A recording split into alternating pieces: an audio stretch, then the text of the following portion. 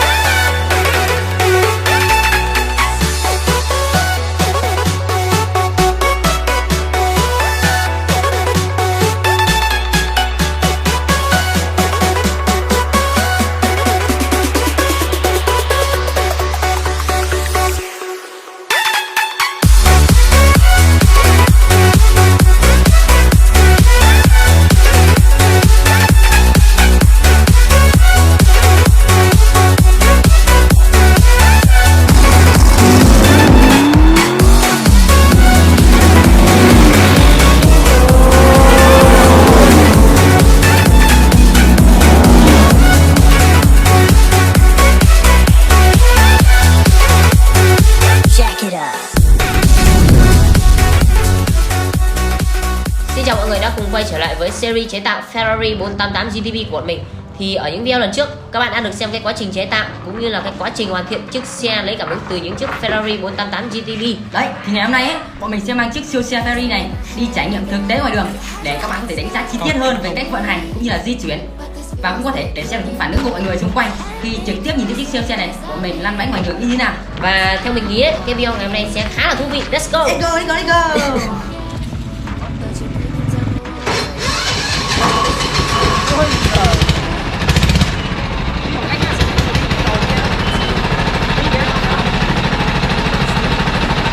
Ôi, tùy xuống xe máy á, tùy xuống xe máy á.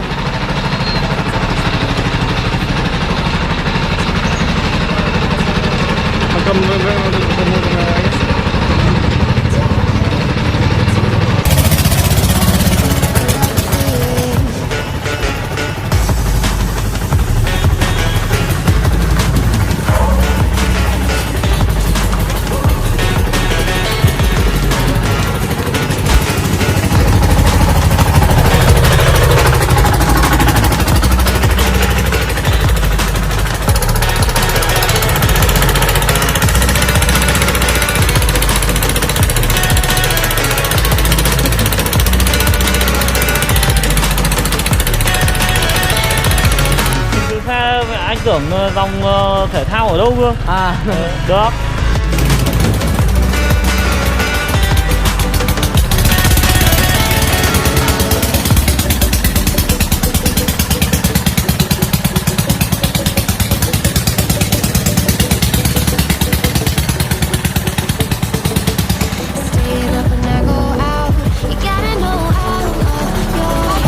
Mẹc treo đi nữa hả?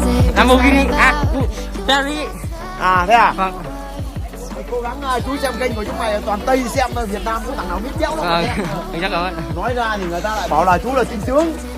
Chú xem kênh của chúng mày là thấy Việt Nam xem ít, chủ yếu là Tây. Vâng ạ, đúng ạ.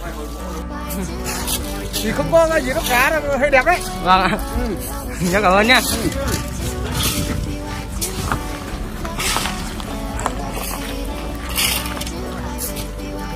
Chỗ này là hiện tại mình đang gặp một công đoạn đoạn đường đang thi công mọi người nhé, nên là anh em mình đang tiến hành đun qua để đảm bảo an toàn. Có rất là nhiều người xem ở khu vực này nữa mọi người. Đây nhá, cái chỗ này là đoạn đường đang thi công đường. Vâng, cháu cảm ơn.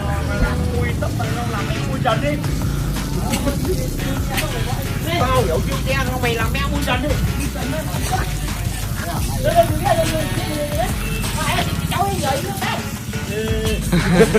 Mình vừa đi qua đâu vừa.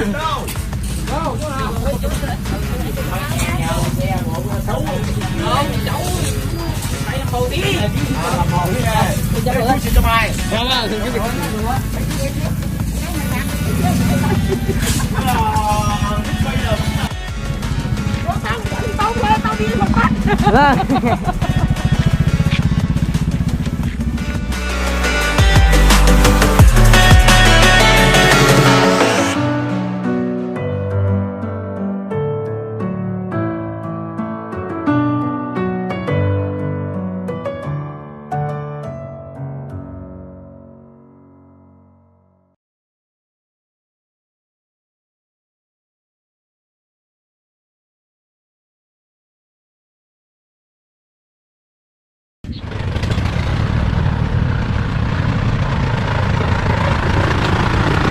Chú thấy chúng mày về hơi ngầu đấy.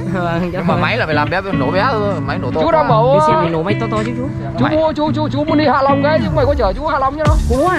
Hay là Nhân mọi kéo luôn nhá. Nhưng mà lấy tiền xe ôm đừng lấy tiền taxi. hay là chú cháu hay là chú cháu mình đi Hạ Long chơi nhá. Vâng. Đây các bạn nhá.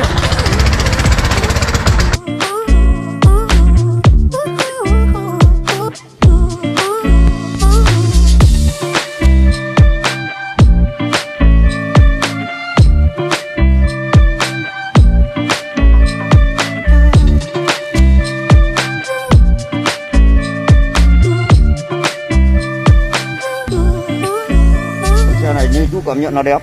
Đẹp à? Trước mắt là nếu để nhìn xa là giống như xe thật. Chắc cảm ơn nhé. Nên là xe trẻ. Cái này còn là quá tuyệt vời, có từ sáng chế ra những con người toàn cái đầu óc là quá giỏi Chắc cảm ơn. để làm lên được những cái thế này. Vâng, chắc cảm ơn.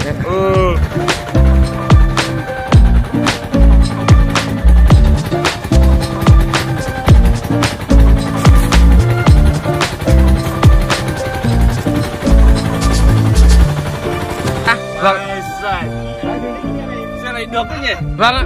Con này Ferrari đúng không em? Ferrari đấy, anh có thấy giống không? Ui, con này phải đến 10 tỷ đấy em nhỉ?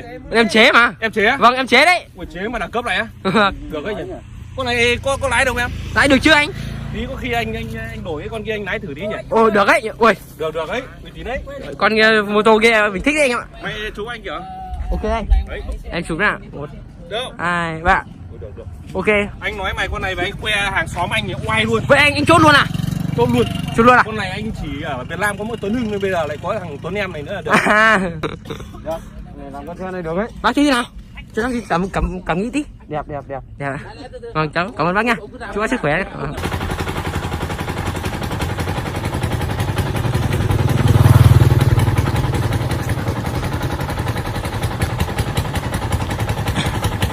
Anh em nhé, thì hiện tại là dàn ekip bộ mình đang thì thực hiện cái clip của anh em xem thì rất là mệt luôn anh em ạ. Rồi nắng chang chang rồi anh em vẫn cố gắng là đeo khẩu trang anh em nhé. Thời buổi dịch bệnh gọi là thời tiết gọi là khắc nghiệt và dịch bệnh. Anh em vẫn phải cố gắng để ra những cái thước phim thật là hay cho mọi người xem. Đây là một cảnh quay flycam anh em ạ, nên là rất tốn nhiều thời gian setup góc cây các kiểu nhé. Thì đây là anh phi công đang lái ở đây và xe của mình đang dưới kia và máy bay thì không biết là đi đâu rồi. Máy bay có lẽ là rơi ở một nơi nào đó rồi. Thì cái này sẽ bắt đầu tiến hành anh em ạ.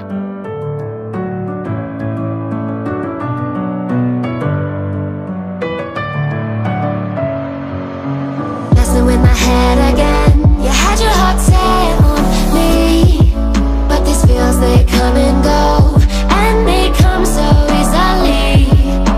Tell me what it is about you that I can't forget, but you're breaking down my walls again, just to set me free. Why do I, baby, why do I? Super ta voiture, DMZ23 Crypto te salue. Moi j'attends l'opportunité de pouvoir conduire cette voiture. Love the feeling. Why do I, baby, why do I love the way you are, we always leave me? Why do I, baby, why do I love the touch but never love the feeling?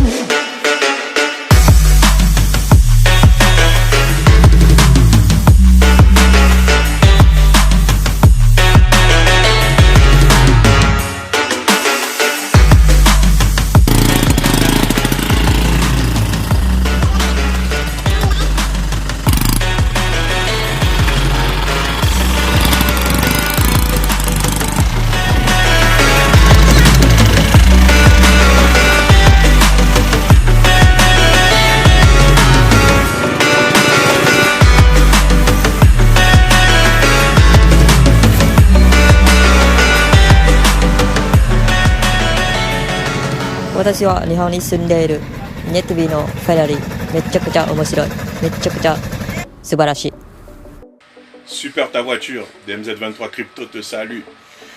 Moi j'attends l'opportunité de pouvoir conduire cette voiture. Génial ton invention, super. Et j'adore la couleur, le rouge.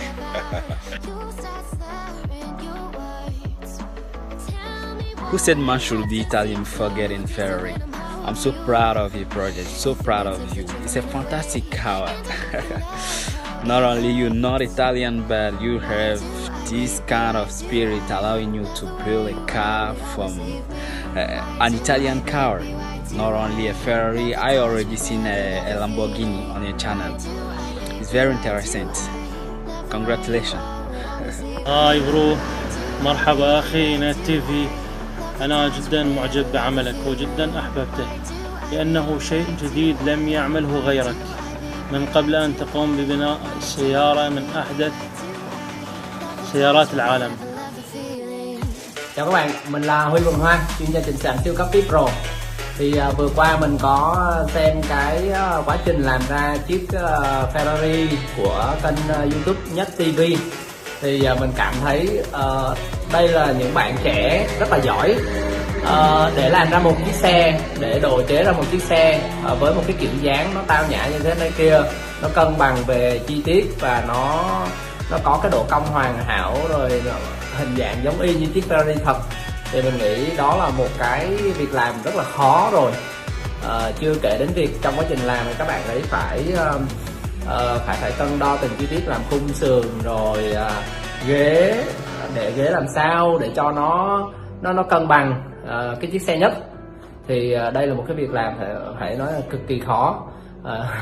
Và bạn ấy mặc dù đây chỉ là chiếc Ferrari Fast thôi, nhưng mà mình nhìn mình cảm thấy nha, giống như là một chiếc Ferrari thật vậy. Nếu như chúng ta nhìn từ xa đó, chúng ta không để tới chi tiết và động cơ thì chúng ta sẽ thấy là nó rất là giống một chiếc Ferrari thật về hình dạng, về sắc, rồi màu sắc, rồi về cái hình dáng bên ngoài, giống rất là giống. Đối với mình là một người không rành về xe hơi, mình là Huy Quỳnh Hoa, chuyên gia chỉnh sàn siêu cấp VIP Pro, nhưng mà mình nhìn rất là thích và mình cảm thấy là đây là một trong những cái kênh YouTube rất là đáng để chúng ta theo dõi. Bởi vì các bạn ấy có tài và các bạn ấy làm bằng chính cái đam mê của các bạn ấy thì mới ra được cái sản phẩm nó đạt cái độ chính xác như thế và nó đạt được cái độ hoàn mỹ như thế đấy. Thì hy vọng là các bạn ấy sẽ tiếp tục tạo ra thêm những cái sản phẩm khác nó đạt tới cái độ mỹ mãn hơn về kể cả về những chi tiết nhỏ nhất. Ok, chúc các bạn luôn thành công trong cái con đường mà các bạn đang chọn. Mình là Huy Quỳnh Hoa, chuyên gia chỉnh sàn siêu cấp VIP Pro. Xin chào mọi người, mình là LMT Vlog. Thì mới đây mình có xem được một clip về chế tạo chiếc ô tô Ferrari. Thì mình rất là khâm phục tài năng của các bạn. Các bạn ấy hình như là nhỏ tuổi hơn mình nhưng mà đã có thể làm ra những chiếc ô tô rất là xịn sò như thế là rất là giỏi rồi, mà không cần bằng cấp nữa. Mình rất là phục luôn. Mình không biết là các bạn ấy có học qua cơ khí gì không, nhưng mà mình nghĩ nếu mà tự tìm tòi, tự mày mò như vậy thì thực sự đây là những con người cực kỳ tài năng luôn. Và cũng là năm mới rồi, xin chúc cho kênh Nhất TV cùng đội ngũ phát triển tiếp tục ra được những video mới. Nói nhớ nhé. Thế thì với một cái trình độ mà tuổi còn nhỏ tuổi mà kênh đã làm được những cái việc lớn như là chế tạo ô tô, hết sức tài năng luôn, hết sức tài năng. Bác rất là khâm phục và chúc cho kênh Nhất TV năm mới nhiều sức khỏe và nhiều thành công trong cuộc sống và giữ vững cái đam mê của mình để tiến lên.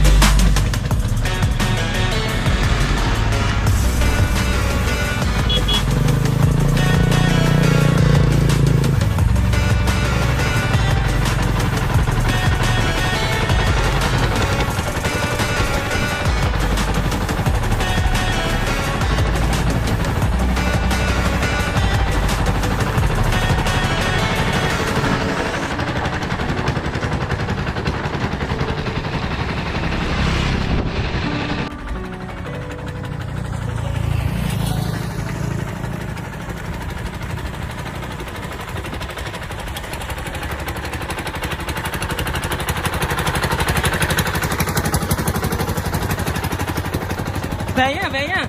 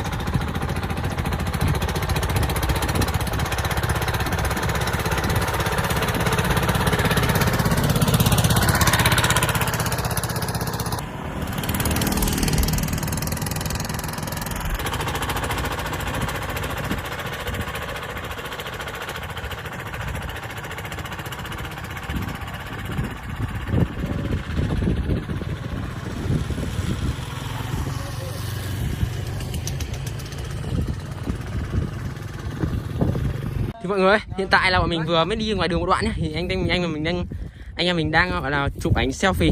Đó. Đấy, đang chụp ảnh để anh em tự sướng tí. Đó. Có cái đôi xe trắng.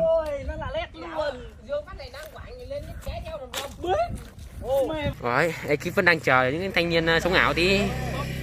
Mặt trời đang xuống núi rồi anh em ạ.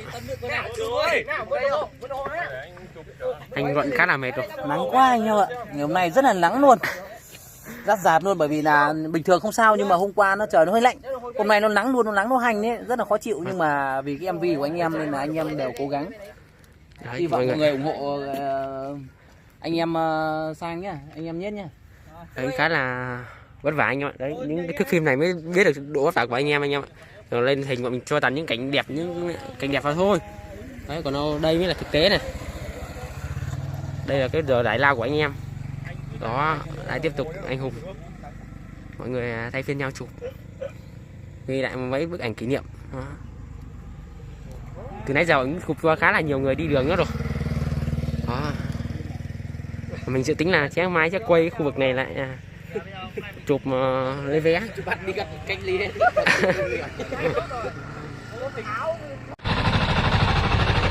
Mình biết lái đấy đâu đi? Hả? Làm sao? Như nào? Lái thì ok đấy. Mà ra đường thấy gái có oách không? Oách ghê. Trời.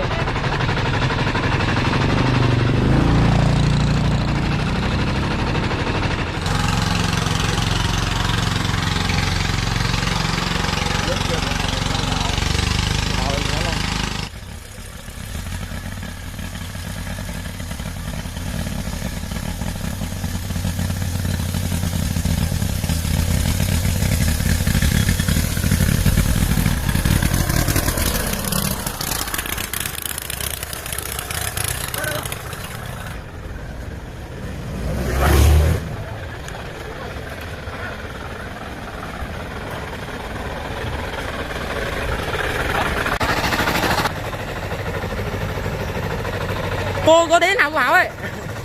Cô thấy thế nào? Hả? Cô thấy thế nào? Tuyệt vời. Quá tuyệt vời. Cháu cảm ơn cô nhá. Đẹp quá, đẹp luôn. Vâng. Cô Vân, cô thấy thế nào? Vâng, cháu cảm ơn cô nhá.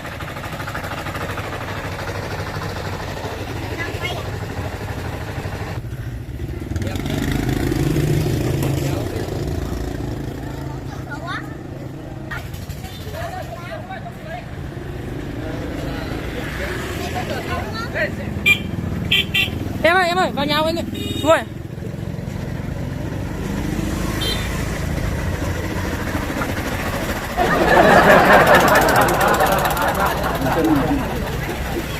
Chú có chú nhận xét gì không? Đẹp. Cảm ơn nhá. Dạ, nhất TV ạ. Ok anh em ạ, bây giờ là em Nùng em sẽ đưa mình về nhá. Siêu xe. Ok luôn. Bắt đẳng cấp luôn mọi người ơi. Lần đầu tiên mình được ngồi siêu xe mọi người ạ. Quá tuyệt vời.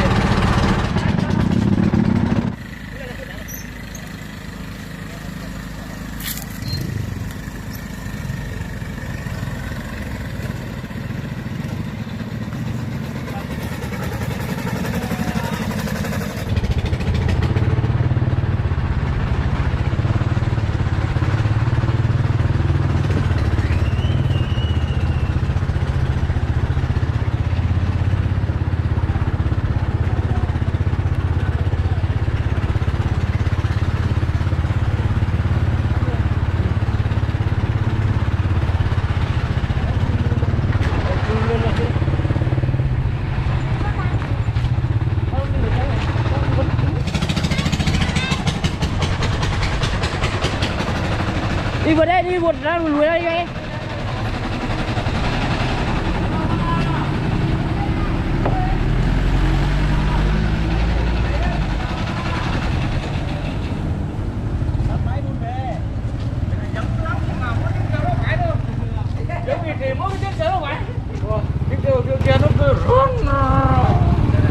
Xe bỏ đẹp đấy nhỉ? Dạ. Xe bỏ đẹp đấy nhỉ? Anh chấm bao điểm anh? Được.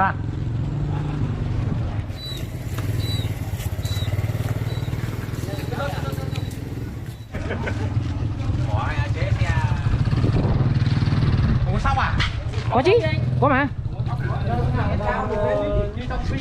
Chạy đi xem nào, có đi không? Có chứ. Không phải không chạy ra. Hết sức của anh ạ. Không nha. Dạ. Công nghệ ô tô chế tạo ô tô đó người mua. Anh đánh giá con này tầm bao điểm? Con này ok. Anh cho em mức điểm nào nào? Con này 10 điểm luôn. Được, tuyệt vời anh. Tôi cho anh. Dạ. Tuyệt vời nhá. Có đẹp. Con này ngám cái siêu xe của thủ môn Bùi Tiến Dũng vừa mới mua đó. À dạ, được đấy. Con siêu xe Bùi Tiến Dũng vừa mua có 7 tỷ đó. Bà ơi, công tác gì á? Hỗ trợ Quỳnh á. Ngám cái siêu xe rồi. Cái gì anh vô?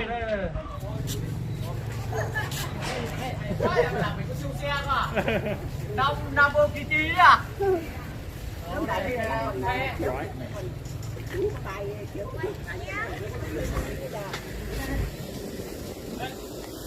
Con này góc hơi hẹp mọi người nhé.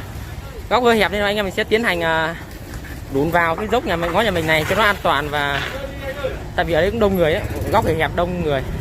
Chưa xe đâu nhỉ?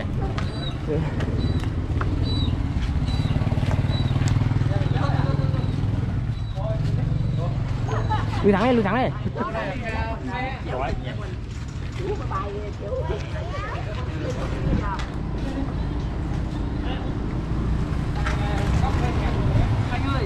Em tìm được rồi nha anh nhá.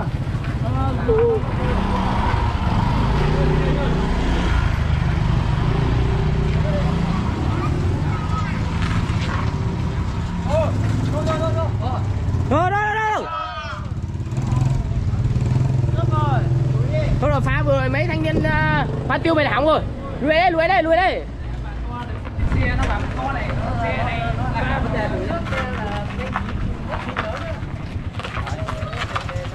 đây là cái động cơ. Đây nhá, idol Dương Ca hôm nay làm lo xe nhá. Ok 50cc nhá. Mình hôm nay phải công tác làm việc là đổi xe mọi người. 5 tỷ một tháng này là hợp lý rồi.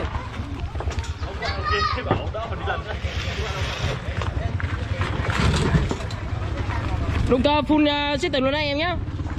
3 máy. Cơ cơm. Rất nhiều người thì bỏ luôn mọi người ạ.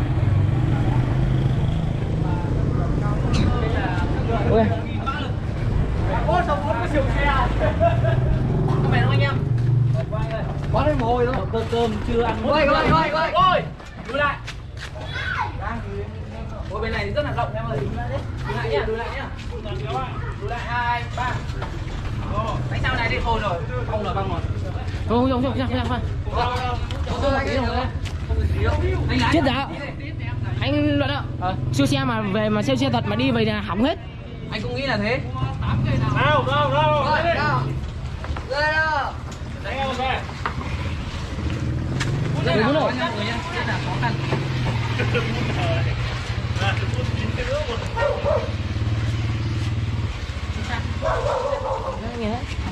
Đúng không anh nhớ đúng không? Anh Dương lên xe. Ừ.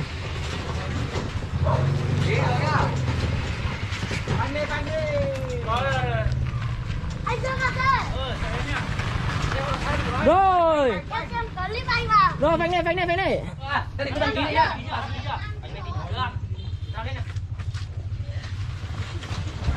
Rồi.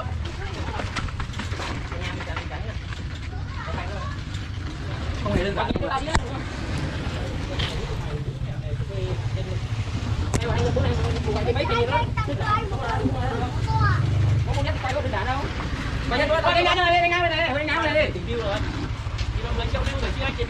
Ok, mượn cả cho cả mượn quần áo để chụp ảnh nhé. Đây là video thuê trang phục đấy. Đấy, không trả đừng thợ rồi à? Trả nào ấy? Trả nợ nhá. Đấy thế. Gì nhỉ? Anh cầm à? Nhấp cổng mở ra nhá. Lấy đi. Không được. Cuốn non quá. Đó. Cho vào ngay. Ôi ngay nữa. Rồi vào đâu. Tiếng tổng anh cầm nó chết. Rồi lấy thẳng. Ôi. Ok, quá đẹp luôn. Ôi đẹp mày. Anh vừa đi bay đấy. Quay chị các em làm văn của anh. Anh em thấy bố mẹ đâu nhỉ? Khá là vất vả khi cho con này đi về. Anh Dương cho em một cái câu cảm nhận anh sau khi mẹ vừa toát mồ hôi. 5 tỷ nó xứng đáng không em? 5 tỷ nói chung là xứng đáng. Và rơi với cái điện thoại mày nó rơi vào trong bánh xe. Ủa mày anh cũng mệt, anh em mình không phải đẩy cũng cảm thấy rất là mệt. Nói chung là hôm nay rất cảm ơn anh em đã đến hỗ trợ. Anh kêu 5 tỷ có phải là rất tuyệt vời. Đấy mọi người ơi, vừa rồi ấy, thì bọn mình đã hoàn thành đem con Ferrari này ra ngoài đường để chạy thử nghiệm. Thì anh em mình đã chọn cái đoạn đường nó khá là vắng vẻ ở quê mình thôi. Và anh em bọn mình đội ngũ để đi theo để đảm bảo an toàn giao thông cũng khá là ok rồi. Thì hôm nay bọn mình cảm thấy khá là thành công, ghi lại khá là nhiều cái phản ứng của mọi người. Đấy, rất là thú vị luôn. Thì bây giờ có lẽ là mình xin kết thúc clip ở đây. Đấy, anh em có thêm đóng góp ý kiến nào để hoàn thiện hơn con xe này thì anh em ấy comment ở dưới phần bình luận nhé. Còn bây giờ ấy, mình xin kết thúc video nhé. Cảm ơn anh em đã theo dõi hết video này. Xin chào và hẹn gặp lại. Bye.